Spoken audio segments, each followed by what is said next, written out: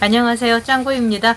오늘 영상은 사햄님께서 주신 질문에 대한 답변으로 꾸며봤어요. 이분은 현재 오하이오 커뮤니티 칼리지에서 ADN 과정을 밟고 계신데 정말로 취업을 할 수 있을지 참 걱정을 하고 계시네요. 제가 한번 읽어볼게요. 미국 병원에서 요즘에도 ADN을 많이 뽑나요? 취직 후 병원 측에서 장학금 지원은 잘 해주나요? GPA는 3.6입니다. 이제 저는 미국에서 간호학을 공부한 적도 없고 취업을 한 지도 오래되었고요. 그리고 취업할 당시 한국 경력이 그대로 인정이 되어서 경력자로 취업을 했어요. 그래서 이 질문에 대한 답변을 드리기가 참 어려웠는데 몇몇 간호사들한테 물어봤거든요. 그런데 다행히 같이 일했던 후배 간호사 중에 그 남편분이요. 최근에 커뮤니티 칼리지에서 ADN을 취득하고 종합병원에 취직을 한 분이 계세요. 그래서 그 후배 간호사한테 이모저모 물어봤어요. 그 후배가 답한 내용을 토대로 해서 제가 부연 설명을 하는 식으로 할게요. 요새는 아무래도 BSN을 많이 선호하는 추세라 메이저 병원에서는 뉴 그레이드는 아무래도 BSN만 뽑는 것 같고요. 그래도 작은 커뮤니티 하스피털에서는 아직도 ADN을 하이어하고 있어요.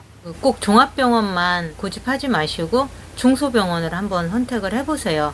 규모가 작은 중소병원에서는 아직도 고용을 하거든요. 일예로 저희 병원 같은 경우에 같은 그룹 산하에 그 서브 아큐트 병원이 있어요. 그 병원에서는 ADN을 하이어 하거든요. 그러면은 그 병원에서 한 2년 정도 경력을 쌓고 그러고 나면은 BSN이 없다 하더라도 2년 뒤에는 훨씬 더 수월하게 취직을 할 수 있는 거죠.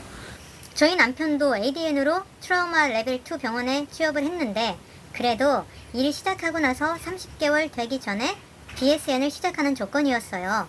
제가 알아보니까요, 이 병원이 제가 일하고 있는 병원보다도 더 좋은 병원이에요. 월급도 많고 베네핏도 좋고 이 남편분의 경우에는 집하고도 가까워요. 근데 웃긴 것은 이분이 저희 병원에도 어플라이를 했대요. 세임데이에 어플라이를 했는데 떨어졌대요.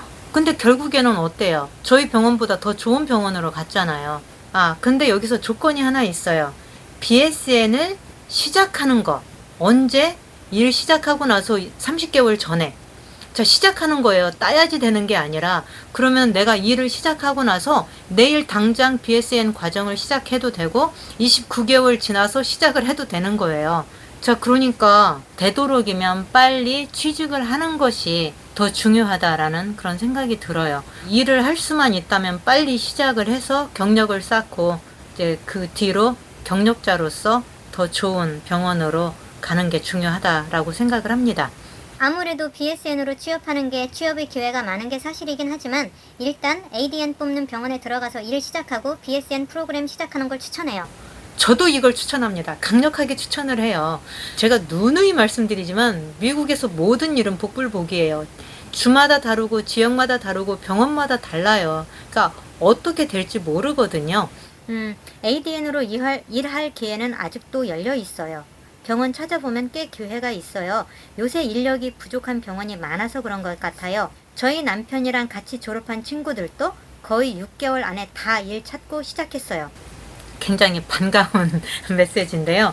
팬데믹 이후로 트래블러를 원하는 간호사들이 굉장히 많아졌대요. 그래서 풀타임, 파트타임으로 일을 하던 간호사들이 다 그만두고 트래블러를 하는 경우가 많아지면서 병원에서는 이제 본의 아니게 인력이 부족하게 된 상황이 된 거예요. 캘리포니아에서 스폰서 해주는 데는 LA 같은 대도시에는 힘들고 좀 시골 같은 동네로 가야 하는 걸로 아는데 이건 정확하진 않아요. 이거는 에이전시 끼고 알아보는 게 정확할 것 같아요.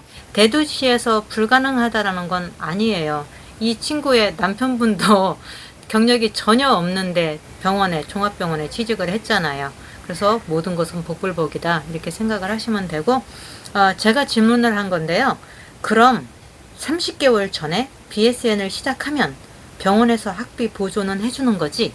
그에 대한 답변이 네, 병원마다 다른데 보통 보조해 주는 게 100%는 아니고 1년에 한 학기 등록금 정도 해주는 것 같아요. 100% 해주는 병원은 거의 없는 걸로 알아요. 저희 병원의 경우에도 일단 시작을 한 다음에 제가 돈을 학비를 내야지 되고 그 학비의 75%를 나중에 돌려받는데 그 조건이 있대요. 그 학점이요. B학점 이상이 되어야지 된대요. B학점이 안 되면 학비는 전액 제가 부담을 해야지 돼요. 병원에 따라 가지고 학비 보조를 해주는 경우에 계약을 다시 맺는데요. 그래서 우리 병원에서 학비 보조를 해줄게. 그런데 네가 그 학위를 따고 나서 우리 병원에서 몇 년 동안은 일을 해야 돼. 라는 그런 조건이래요. 근데 이제 당연한 것 같아요. 재정적인 지원을 해주니까 먹고 튀면 안 되잖아요. 그래서 이제 윈윈 전략이죠. 그리고요.